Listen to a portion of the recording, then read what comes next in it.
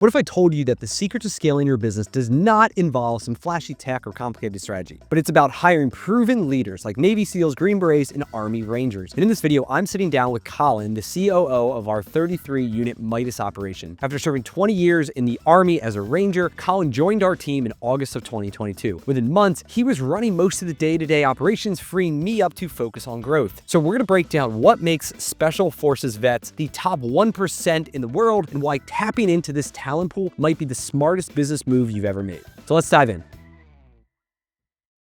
Why did you want to become a Ranger? Yeah, I think when I grew up, my dad was a Marine, so I kind of went in the Marines right out of high school, had a great experience there. Then I went to college, and then when I was looking post-college, all the things were heating back up in Iraq and Afghanistan, so I decided that I want to go back in, and then the Army has the largest special operations population and different options. So definitely the quickest option to get back in and then to get back to deploying. So then, there's probably the most opportunities within the Army special operations. For context, just so people that maybe don't know, what percentage of the military is special operations? It's like a small, numerically insignificant amount. Yeah. It's grown in like some of the support structure and everything, but statistically, there's about 1 million people in the Army total between the National Guard and the active force. It's in the thousands that are actually like operators, out there doing it. Or less from Oh, yeah. Yeah, it's like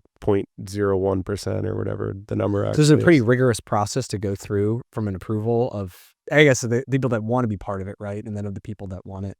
Yes, I mean, there's a bunch of great patriots out there that just want to join the military and be a part of something special. So then those people join whatever service, Army, Navy, Air Force, Marines, Space Force. And then within that subset, there are people that want to do something harder. So the same way that some people just want to go to school and do some activities, some want to do sports, do something that's challenging. So, and then there's a lot of recruiting that goes into it. But a lot of time it's just people that are risk takers or adventure seekers that want to do something bigger than themselves. So they end up, that's what they recruit, against, athletes and people. But I mean, really a large swath of the population, both outside the military and inside the military, could do it, have the capability to do it. But the people that actually make it in are the people that drive and the desire. Yeah. I mean, they're the people that don't quit today. Most of the people that end up washing out of the special operations pipelines too, like they had the ability to do it. They had the intelligence to do it, but they allow like a moment of weakness to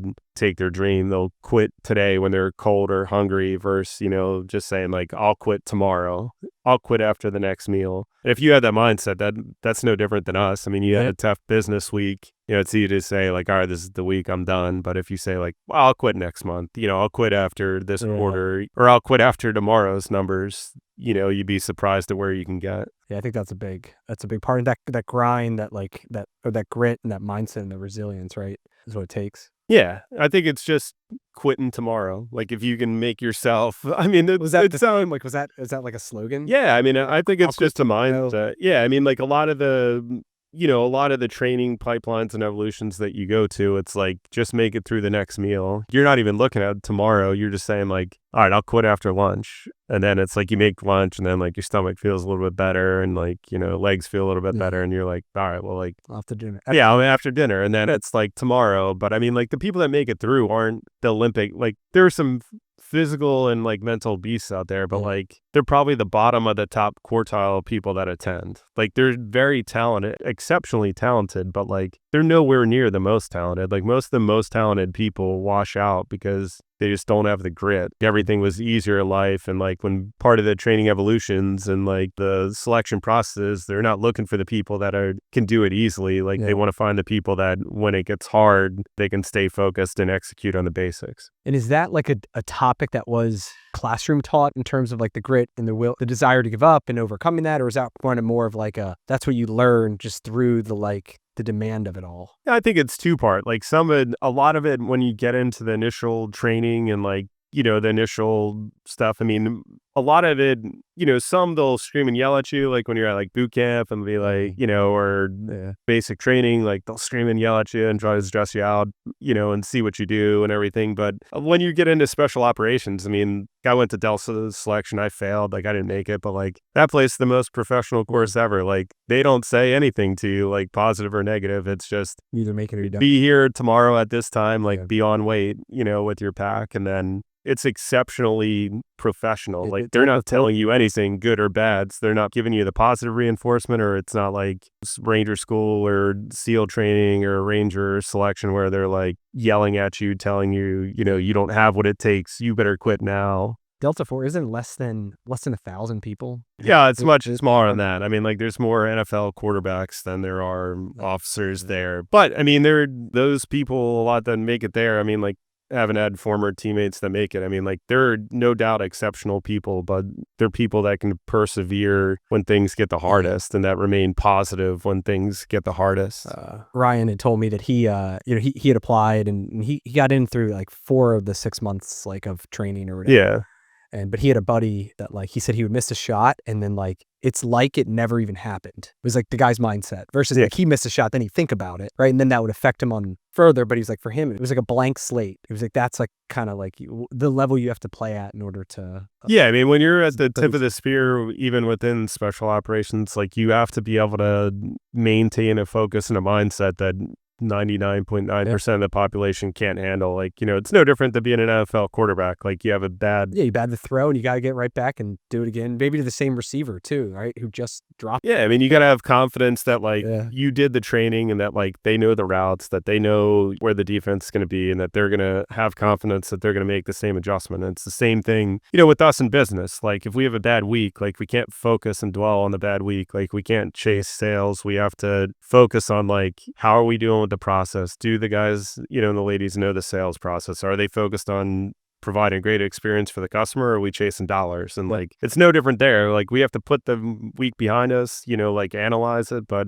like we got to be positive and recognize that for better or worse, this is a new week and a new opportunity. I mean, it's the same business, right? The business can only grow as fast as like the leader. I become the bottleneck or you become the bottleneck or the DM or even the store manager, right? Like the leadership at whatever level becomes the bottleneck of how fast the team can move and then, the company can move. Yeah, I mean, we talked about it with our manager group the other day. Like I put out a message to them, like the limiting factor within your store is the leadership, like in your ability to get past the issues, to remain positive, to remain customer focused versus chasing dollars. And for us, I mean, 90% of the people that are working with us could do the job. 90% of the issues, though, are their own belief system, like their limiting beliefs. Like, this store can't do it. Yeah, the customers don't buy this here. They don't need this here. It's like... It's funny because it's like, I mean, it's exciting in a lot of ways because then that means you can change it. Because if it's the building, there's nothing we can do about it. If it's a customer base, there's nothing we can do about it, right? When you realize it's all just the people we've got and then the team and the message and the culture, then like overnight, right, we can make a change and boom, we've got a whole new energy in a store and can go from losing money to making a lot of money. Yeah, I mean, we saw with our one store right by our office here. I mean, it went from, losing $10,000 to, making easily 2.5 times that in 1 month. And like the building didn't change. The equipment didn't change. We didn't repaint it. Like we didn't do anything. We didn't advertise any different. We're about to talk about it with our leaders next week. Like we're reading a chapter from Extreme Ownership. It talks about like, there's no bad teams, only bad leaders or leaders that aren't executing. And like they tell a story about like there's the one boot crew and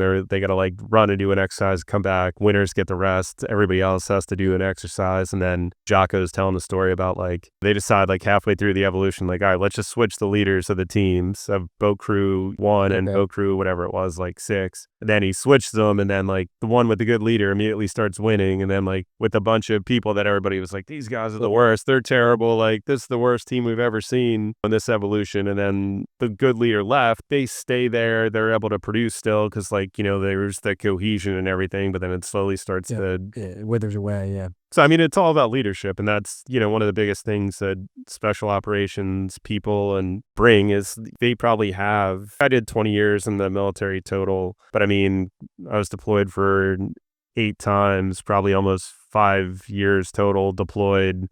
And those are like 6-7 days a week, like 15, 18 hours a day. Like I'd probably have like 30, the civilian equivalent of 30 or 40 years worth of leadership experience and reps. And like most importantly for you guys and like for us, the team here, like mistakes, like any mistake that's been made, I probably made that like 5 or 10 times, like a decade ago. It's not even just the good decisions. Like I have so many bad decisions where my team bailed me out that, What are some that come to mind? I was in the Ranger Regiment. I made it through the selection, like the couple week selection that we did. Was there for about a month. We deployed. I wasn't in leading an element yet because I'd been a Marine. I was working with the Marines to help us during the siege of Marja, this like huge town in Helmand. So I was helping nest our operations with theirs and, make sure that they were mutually supporting and that we had a great relationship. One of the guys on exfil, like there's these big helicopters, they look like buses, like C-47. So like they were exfilling out and one of the guys had a negligent discharge. There were supposed to be 3 helicopters picking them up. They only had 2, so everybody was piled in on top of each other. Then a guy accidentally, when you get in a helicopter, you have the rifle down because all the important hardware is up. So he accidentally like shot through the floor of the plane. And so we get back and we're like, oh my God, what happened? And like they thought that it was because you normally took like fire leave it. But then we figured out there was a negligent discharge. So I'm like the staff officer there. So they're like, hey, Collin, do this investigation To figure out who. The platoon can't go out until you figure out who did it.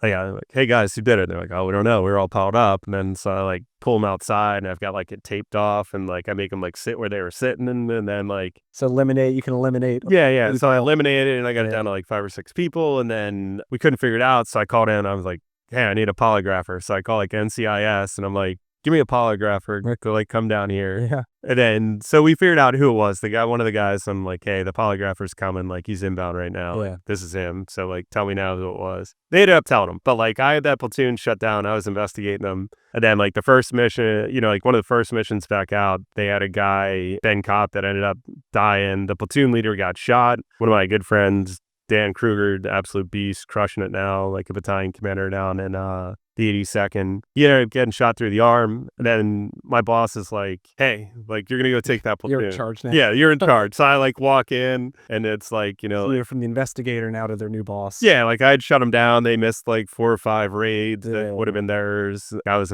calling the NCIS on them. And then like I walk in and it's like a storyboard where you like walk in and it's like the door creaks. And then they're like, everybody like looked up and they're like, oh my gosh, And then I'm like, hey guys, I'm the new, platoon leader. And then they were just like, so it was like already a bad start. And then I'm immediately like, well, that's it. I'm in charge. Like, all right, here's how we're going to do physical fitness every day. Here's how we're going to do this. And it was like, they looked at me like I was the first mission's like a complete train wreck. My radio operator got scattered from me. It's like the people that would send the reports back. I was as low as you could possibly be as far as you didn't have the team support. Right, because they didn't want you there. They hated me. They decided to roll an iron fist, and they're not really like listening. Yeah, it was like the word. Like if I looked at it now, I'm like so embarrassed by it. But like, so what would have you done? I immediately like, and this wasn't the right approach either. But I would, I could have like tried to buddy up to him. But like, I took that like I would outwork him. Like I'd be the first one in. I'd know more about the intelligence than the intel analysts. Like I know more about what the other,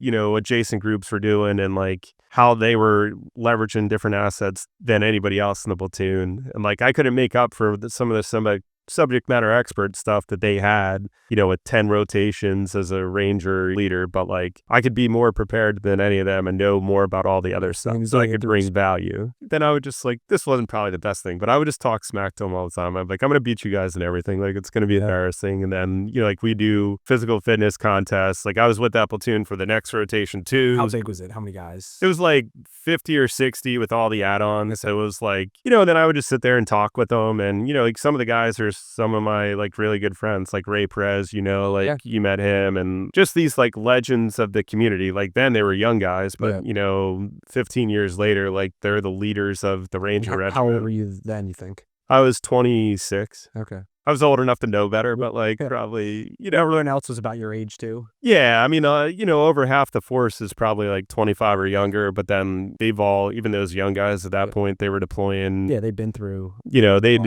done 6, 7. My platoon sergeant had done, like my counterpart, he had done probably 10 or 12 deployments by then. But yeah, I mean, like that's the good thing about for us, the business here. Like anything that the leaders have done here, like I probably made that mistake before. And like, when I took over, two of my direct reports were like, I was supposed to get your job, or like I wanted your job. And then like you're an MBA coming in, you might be like, oh God, like what am I gonna do? Like these guys want my job. Meanwhile, like none of these guys are gonna do anything that was worse than the hole that I put myself into taking over that Ranger platoon. I like laughed about it. I was like, oh, okay, no big deal to me. Like I'm not in the hole that I was there. So like the perspective that special operations bring in, like they've been through so much shit, or it's just like whatever is like life and death. Where here, I mean, anything could happen. Like you're level headed too, right? Cars fall off lifts, things happen, right? Well, I think some people would totally freak out about it, but like you're like extremely even keel, and it's just like, all right, it happened, and like we're gonna move forward, right? There's no like lost emotion or like dwelling or victim of whatever, right? Yeah, I think we have to like, a lot of what special operations guys bring to the table is that like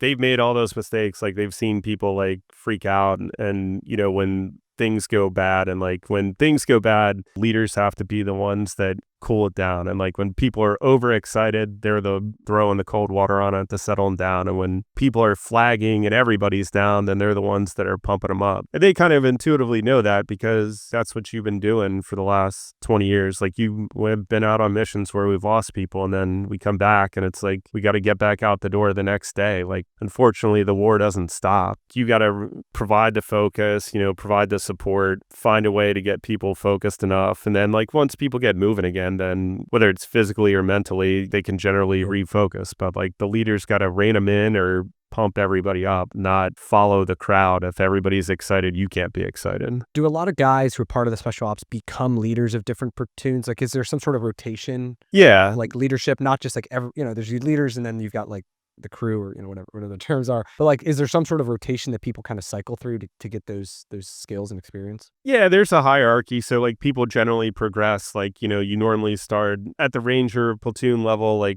and this is one of the good things too that Ranger Marines bring into it is they generally have to start in the big army, in the big Marine Corps or whatever. Then they filter up. So you get selected into like MARSOC, you get selected into the Rangers and the SF and everything. And then the unique part about the Rangers is we have this thing called Abrams Charter where they send you back out. So like it's a privilege to serve in the regiment, but then one of the expectations is that you got to go take that knowledge back out into the big army, the leadership that you had, and then bring that to the big army unit. And so like that's part of the Army's agreement. Like we'll let you concentrate an extreme amount of talent in a small, and then we want that redistributed. Yeah, they want those lessons learned. And it's good for a leader too, because as you're selecting if you get into hiring special operations, like it's important to understand who you want, the characteristics and the experience that you want them to have. And like part of it, and even if you're in like the SEALs, like you generally go directly into the SEALs. There's some that go in through the fleet, they've been serving and then they join the SEALs, but most are coming straight in. But even them, like they're going to have to work with indigenous forces like the Iraqis or the Afghans. One of the preconceived notions is like, oh, well, you're just in special operations. So like you're just with a bunch of high performers. So it's easy to be with a bunch of high performers and make them better than it is to like work with normal people, quote unquote. I mean, like nobody that joins the military is normal. Like they're all people that are going more than most and putting themselves into danger. 100%. So I'm not mitigating that, but I'm saying like it's not it's not the 1%. Yeah, all the special operations, whether they're working with them or going back out, like the Abrams Charter, going back to the big army. Like it's not just getting high performers to perform better. It's like how are you uplifting normal distribution of population and how are you making them better? Because I mean, like if we called the herd with our stores and said like, hey, let's take the top 6 managers and like make them better, from best to better, we could do it. But like, can you lead 33 stores? Can you coach all of them through, and influence all of them and establish the structure and the training and everything to get all of them 5, 10, 15, 20% better? And that's what special operations does the best. It's not just like making great people awesome. It's like they can be thrown in any situation and they can find a way, especially with emotional intelligence, like especially with AI and everything else, like a lot of the repetitive tasks and the ability to do like routine actions, but like the emotional intelligence to like walk into a room and be like, something's not right. I got to figure out what it is. Yeah. Resist your natural inclination, because like the natural thing is to like turn on your heel and be like, I'll go to a different store today. Like I don't want to deal with Oh, it. yeah. But it's like, Or what's wrong, figure out the energy. yeah, like Yeah. start talking to everybody, like talk to them one-on-one, like talk to them individually, like try to understand what's going on, like try to understand the macro scene that's going on. Is this a problem that I can solve right now? Is this a problem that I need to pull somebody else in for follow-up, like a multi-week problem? Like, but that's what you're used to doing. I mean, like you're used to deploying to like an area that you've never been to, or maybe one or two of you guys have been like their last rotation with there. But I mean, you got to be up to speed in like 48 hours. So like special operations, one of the things that differentiates, it's not that like they're that much smarter or they're that much more athletic. They're people that can drive results in any situation, and they're people that adapt much faster than everybody else. So it's not like they're not 160 IQ people. They're just people that can walk in, assimilate, themselves to the team, and then figure out what's the one or two key things that are going to drive our success here. 80-20. Yeah, and they can like relentlessly focus on those and not chase. Some people think like, oh, special operations, you guys are jumping out of planes and you're fast roping, and it's like, yeah, but that's like 2% of special operations life. 90% of it is shoot, move, communicate, medicate, drive, and PT. And it's like that focus on the basics is what makes a Ranger platoon, an SF group, like a SEAL team, SEAL Team 6, whoever. Like those people, like they won't allow themselves to be distracted by like, oh, here's a new piece of technology. Like, let's go spend 3 days doing it. They're like, no, I'll learn it, but like, And then they focus on the basics. yeah, they're going to focus on the big things that are going to do it. And like any situation that they have, 80 to 90% of it's going to be shoot, move, communicate, medicate, and drive. That's going to be what determines mission success. Your ability to focus on the basics and train the basics, even when there's cooler stuff to do, is, like what drives. Back to we talked about earlier, right? Yeah. Discipline of whatever they got to do, whether that's the basics or. Yeah, and it's the ability to focus and not get distracted by the, shiny things. Squirrel, oh, let's go like chase this rabbit down the hole. We could do that, or we could do sales training and like focus on pushing, financing, focus on phones. It's like in the end, that will touch for our business 15 or 20 customers a day times 33 stores. That's how we make our money. So what do you think business owners need to know to consider hiring someone from special operations? Like advice for them in terms of like what to look for. I think a lot of people kind of have a concern of like into a leadership role, there's no industry experience. For you, like us hiring you, like you had zero automotive experience. I think you said we were your first job since Abercrombie and Finch, minus the military, 20 years in the military. How do you think they should bridge that gap? Like what are the things they should look for? Well, I mean, I think part of it is like analyzing yourself and your problem. Like if you're a visionary looking for your integrator, and what's your runway? How involved do you want to be in the business? And like what fills your cup? Like if you like being in the day-to-day operations, you like getting calls all the time, and like you like guardian alarm calls at like 3 a.m. that a store's been broken into and there's like vandals running around, then like you shouldn't hire somebody, because like you get like you get the dopamine hits from like dealing with those day-to-day problems. But somebody like your brother and you, like you guys have lived that life for a long time, like you built it to where it was, but you're ready to step back and provide the visionary, and the subject matter expertise. And like you guys gave me the runway, the 6-8 month runway or whatever, to where I was actively involved in the business and doing stuff, but it's like to the point where you know what you're doing. So I think like first define what you want to do afterwards, and then that defines what the runway is, and then do you have the patience? Because like the payoff is going to be infinitely bigger, than hiring a potentially infinitely higher than like the industry person that you hire is going to be more expensive likely right off the bat, because they're going to have the industry experience and be able to talk the talk. But do they have the habits that you want versus the habits? Like if you hire a soft guy, like my biggest advantage, I say all the time, is like I know nothing else outside of the beer's way of doing things. So like, that's right. Yep.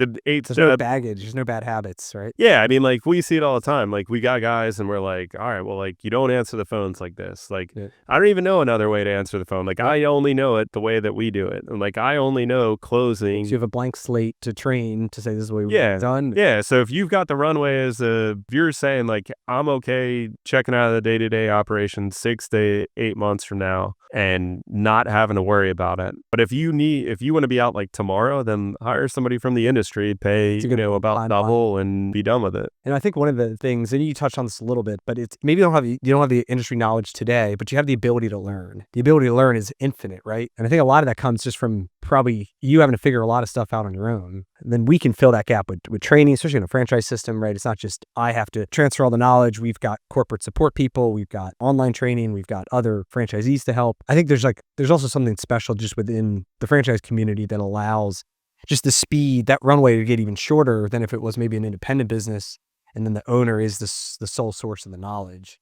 Yeah, no, I definitely leverage for us. It's the TBC Midas team, spending time with them and asking like 1,000,001 questions, probably more than they wanted to like answer at the time. But I mean, I think the good thing about special operations too is like it's not most of them, a majority of the special operations, except for like probably 2 main units, like they move. Like they move between teams. They go from the East Coast to the West Coast. They go from the big army back to Ranger Regiment and then back to the big army, back to Ranger Regiment. So there's always change. You're always going into a new group and being like, where's the bathroom at? Like, what reports do we look at? But they probably had Ryan, even Randall, like our finance guy, they've had to integrate themselves into a new unit that's already running, whether it's being deployed, like me taking over a platoon, like I got to quickly figure out the way that they do it. Like, what are the calls that they make? Like, what's the terminology? What are the expectations? How do they use ladders? What's their count getting out of the vehicle? Like all that stuff. And you got to do it very quickly. So like the speed at which military and specifically special operations are used to picking up, there's no other option but to learn quick or like you don't. Or you're not going to make it, right? Yeah. You're just not going to make it. You're not going to make it to the point that in your career and rise up. So I think it's like, and that's like kind of the cool thing from the business owner is like to work with an organization like SODIF or 51 Vets or the Honor Foundation. It's almost this like self-selection process. Like you wouldn't even get there if you didn't have a bunch of these traits that business owners are looking for, right? I mean, you've probably made it through like 6 or 7 screening cycles. Like you made it through the basic training, like you made it through the advanced training, like you made it through like some type of unit and some type of pipeline. And then like you made it from being like a person within to a leadership position. So, I mean, you've made it through 7 or 8 cullings of the herd. So the people that make it out of that are the people that can produce results, that can find a way, not an excuse, that have a positive belief of what the future is going to be brighter than it is now. And like, in the end, you're just paying for experience. Like I said at the beginning, like I've made any mistake that anybody in this organization's made. Like I probably made 3 or 4 times, like last 3 years ago, 5 years ago, 10 years ago. So like you just have so many reps at leadership. When you're in the business, like one of the biggest things that like I have to realize is like not to project my experience on everybody else. Like I made that mistake back in 2006, like, but I can't assume that 20, 30-year-old kid that's running a store understands the interpersonal dynamics of whatever, like a guy that's struggling with his family. Like he's never dealt with this before. Like he's used to just being a cog in the wheel. Now he's got to be the main cog. There's a bunch of stuff that he hasn't dealt with. So, I mean, that's a significant effort that we're going to focus on coming next year is just the leadership side. Like there's a difference between a manager and a leader. Like a manager manages process and they manage systems, but like we don't manage people, we lead people. And like that's one of our biggest areas of opportunity we're looking to grow. And that special operations people, like they've got that in spades that they can bring to an organization. What about advice for guys who are currently special ops looking to retire as they analyze their different business choices? What's like the default route that people maybe think they want to go, and then maybe what's an alternative or any advice you have? And maybe also is like for them to communicate their experience maybe in the business world and lingo that now you're more familiar with. Yeah, I think most people in the military, when they get out or they do time, like a lot of them just go join their government employee because it's easy. Like I could go back to my old unit as a training civilian and like I already know all the systems, I already know all the lingo. Like I didn't know what KPIs were. Like I didn't know what GP was. I didn't understand how to read a P&L and everything. The biggest thing is you can take the comfortable option and the safe option. Like, I mean, those government civilian employees like the GS 13s, 14s, 15s, you're probably get another retirement out of that. And you should absolutely, like, you should focus on the outcome that you want. And if you want a simpler, potentially less stressful, easier life, you should do that. But for many, they're looking like, hey, I got another 20, 30 years of my life. Like, I want to make an impact. Like, I want to help people. For our business, we can help 130,000 customers a year get home safe. That's what I want to do. Like, I don't want to sell SaaS to my old unit. A lot of that stuff is helpful and value added, but like, that's not me. Like, and a lot of people like, It's like a direct impact. Right? yeah, like I want to see somebody leave. Just first impact through software or whatever, right? Yeah, like I want to see a unit. I want to see a person like come in with a car that's damaged and like leave with a smile on their face that we made it affordable and like that they got the work done today that they didn't think they could afford and to leave happy and to like know that then their kids are going to get in that car. So, I mean, I think to answer your question though, like if you're soft, definitely take an opportunity to leverage one of the unit, one of those organizations out there. I quite frankly, like, cause I, was in the Ranger Regiment, I bounced guys, spent a large portion of my time outside of the regiment too, like greater than the time that I spent in. For me, I didn't think I qualified, and it wasn't until like Dave White, who's a legend within the Ranger Regiment, happened to bump into him on LinkedIn and he said or over text, and he was like, oh, you should definitely do it. Let me intro you. And like, if he hadn't done that, like we would have never met, I never would have known. But I think definitely get involved with one of those because the biggest thing with the military is like, getting out, like you have to network. Nobody's going to find. It's easy to see Amazon. It's easy to see, and they've got, they've got companies. Yeah, all those Fortune 500 companies, like they have military programs. They're phenomenal opportunities. But like you're a cog in Amazon, like one of the million people that work there a year. Versus for us, I'm one of 182 this week. Yep. But there are many people that would be happy there, and like a lot of soft guys that are crushing it. Like one of my old bosses is destroying it out in the Midwest, St. Louis, running multiple facilities and doing awesome. But so just decide what you want to do. Like, do I want to work in it? And this is what those organizations do a great job at. Right? Yeah.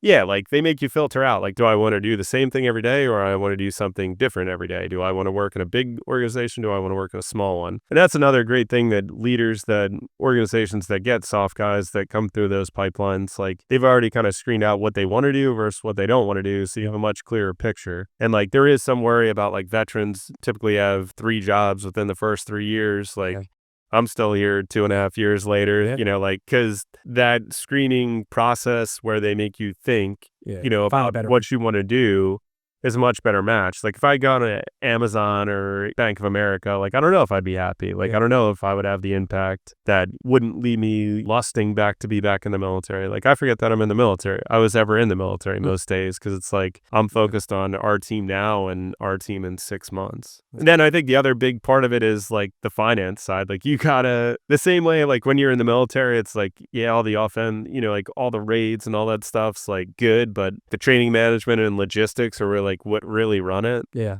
So like nobody wants to really like make sure that the sustainment plan is good and like calculate the gas that you're going to need. So you got the waypoint, like you got enough gas there and like, do we have enough bullets and like all this stuff. It's the same thing. Like the finance stuff isn't the sexy stuff, but like it's going to eat your lunch. You can top line whatever you want, but if it doesn't fall to the bottom line. So like for me, I took a course at Cornell, like an online course there that kind of helped me. There's a couple books that we can link to. Yeah, just to understand basic P&Ls and cash flow, right? Yeah. And then you got to be willing to commit the time. I mean, I spent an inordinate amount of time when we joined here looking through the reports, being able to where I could talk off the P&Ls, at your and Chris's level and everything. And if you don't want to learn and like take humble pie, then you shouldn't come to the business world because like there's a big, not insurmountable, but like you got to learn a new language. Like you got to learn and be able to adapt and like you got to want to do it. Cause like if you don't want to do it,